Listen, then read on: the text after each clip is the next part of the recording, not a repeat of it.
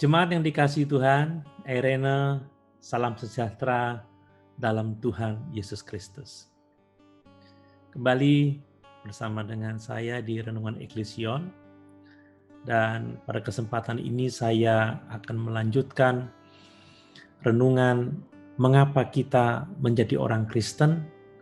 Ini bagian yang ketiga, bagian yang terakhir.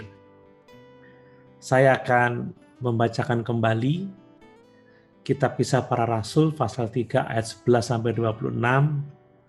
Lagi saya mengajak untuk kita dapat menyimak dengan seksama, karena Alkitab mengatakan berbahagialah orang yang membaca dan merenungkan firman Tuhan. Orang-orang yang suka firman dan merenungkannya, dia akan diberkati oleh Tuhan. Baik, saya membaca dalam Kisah Para Rasul pasal 3 ayat 11-26, demikian firman Tuhan. Ketika orang itu tetap mengikuti Petrus dan Yohanes, maka seluruh orang banyak yang sangat keheranan itu datang mengerumuni mereka di serambi yang disebut Serambi Salomo. Petrus melihat orang banyak itu lalu berkata, "Hai orang Israel, mengapa kamu heran tentang kejadian itu?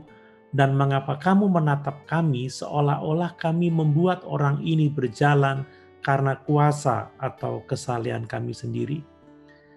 Allah Abraham, Ishak dan Yakub, Allah nenek moyang kita telah memuliakan hambanya, yaitu Yesus yang kamu serahkan dan tolak di depan Pilatus, walaupun Pilatus berpendapat bahwa ia harus dilepaskan. Tetapi kamu telah menolak yang kudus dan benar, serta menghendaki seorang pembunuh sebagai hadiahmu. Demikianlah ia, pemimpin kepada hidup, telah kamu bunuh, tetapi Allah telah membangkitkan dia dari antara orang mati, dan tentang hal itu kami adalah saksi. Dan karena kepercayaan dalam nama Yesus, maka nama itu telah menguatkan orang yang kamu lihat dan kamu kenal ini. Dan kepercayaan itu telah memberi kesembuhan kepada orang ini di depan kamu semua. Hai saudara-saudara, aku tahu bahwa kamu telah berbuat demikian karena ketidaktahuan, sama seperti semua pemimpin kamu. Tetapi dengan jalan demikian, Allah telah menggenapi apa yang telah difirmankannya dahulu dengan perantaraan nabi-nabinya, yaitu bahwa Mesias yang diutusnya harus menderita.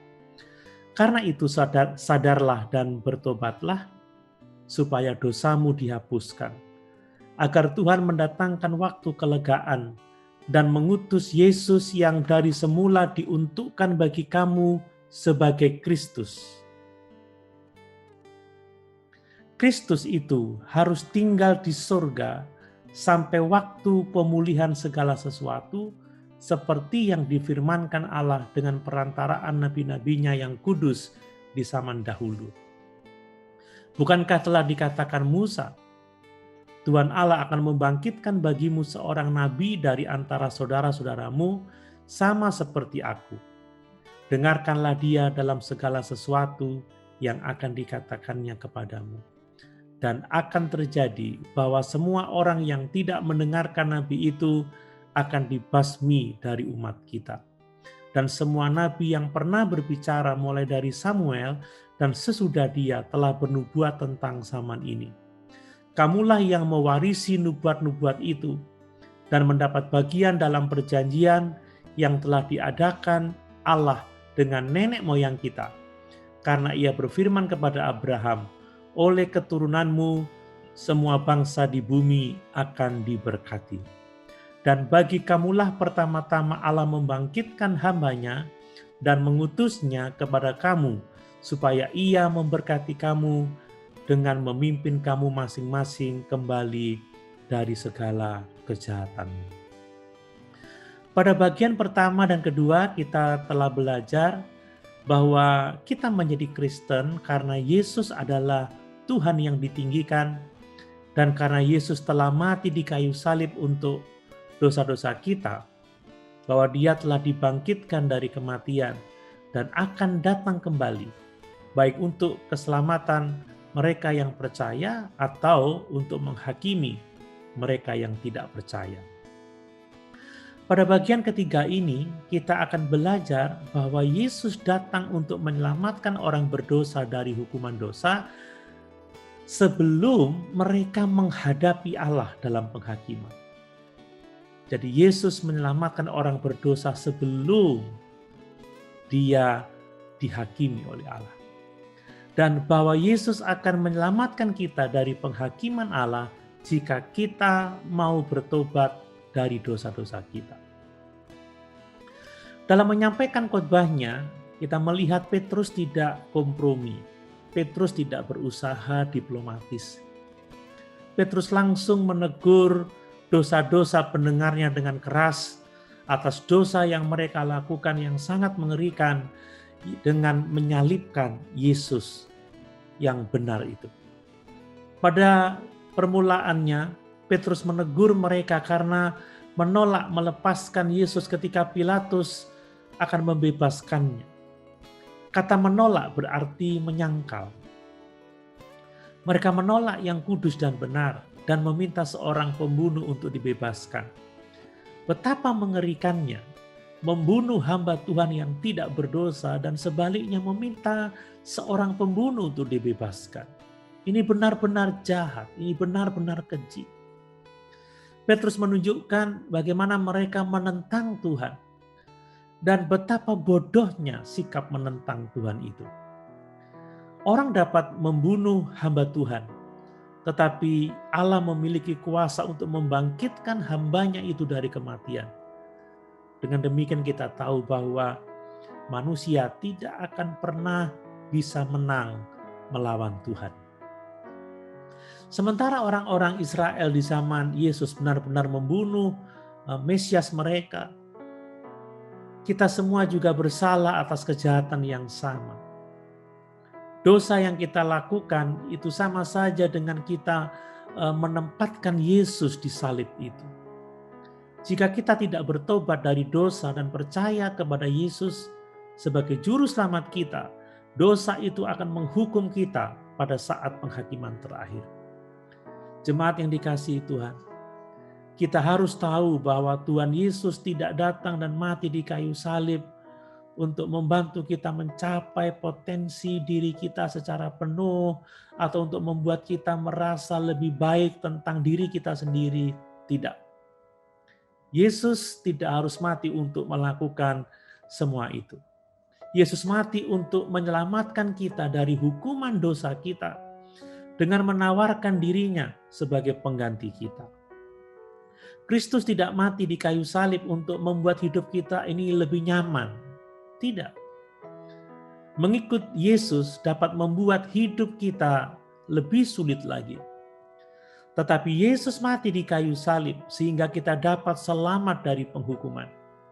Mempercayai darahnya yang tercurah sebagai pembayaran atas dosa kita berarti bahwa kita dibebaskan dari dosa kita di hadapan tahta Allah yang kudus. Tanpa Kristus, kita benar-benar binasa.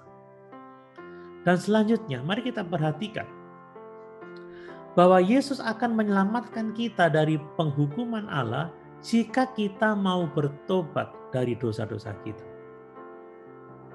Rasul Petrus menasihati orang-orang yang mendengarnya di dalam pasal 3 ayat yang ke-19, karena itu sadarlah dan bertobatlah supaya dosamu dihapuskan. Jika bangsa Israel mau bertobat, maka Allah akan mengirim Yesus untuk memberikan waktu kelegaan dan memulihkan segala sesuatu.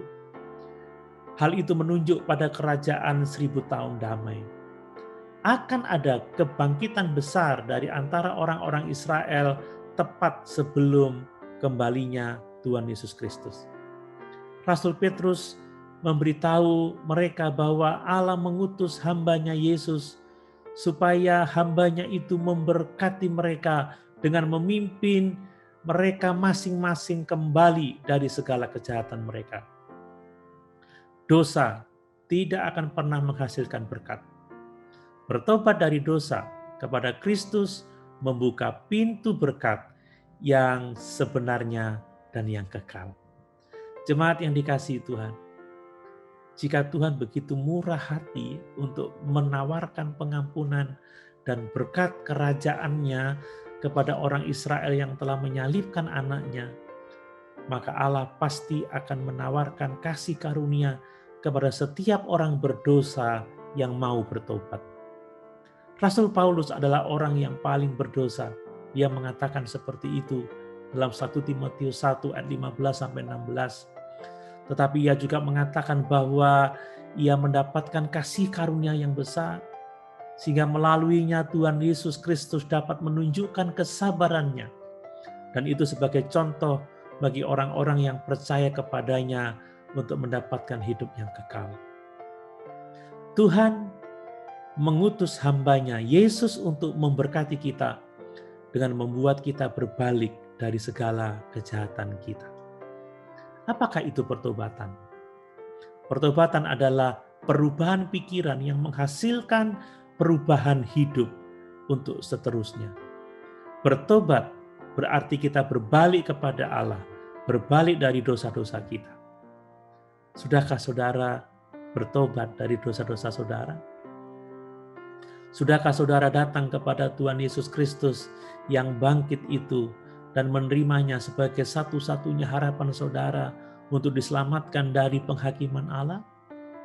Sudahkah Yesus menghapuskan dosa-dosa saudara dan memberkati saudara dengan membuat saudara berbalik dari segala kejahatan saudara? Jemaat yang dikasihi Tuhan. Jadi, mengapa kita menjadi orang Kristen? Semuanya kembali kepada jawaban terhadap pertanyaan siapakah Yesus dan apa yang telah dilakukannya ketika ia datang ke dunia ini. Kita menjadi Kristen karena Yesus adalah juru selamat dan Tuhan yang dimuliakan, yang disalibkan karena dosa-dosa kita, yang dibangkitkan dari kematian oleh kuasa Allah, dan yang akan datang kembali untuk menghakimi bumi ini. Haleluya! Tuhan Yesus memberkati.